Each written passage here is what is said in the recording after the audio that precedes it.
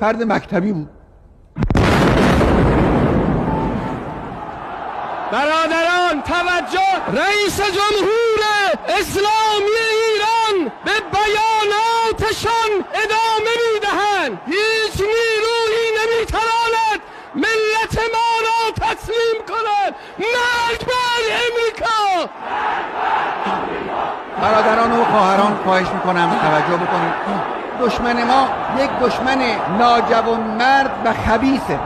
برای او وقتی که در میدان جنگ نمیتوانه مقاومت کنه، وقتی تو دهنی در میدان جنگ میخوره، برای او شهر و روستا و بیمارستان و محل نماز جمعه و اجتماع انبوه مردم غیر نظامی تفاوتی نمیکنه. هر جا رو که از دستش بیاد میزنه. الان به شما میگم ما همین حرکت وحشیانه ای رو که الان انجام داد با کمال شدت و قدرت مقابله به مصر خواهیم کرد.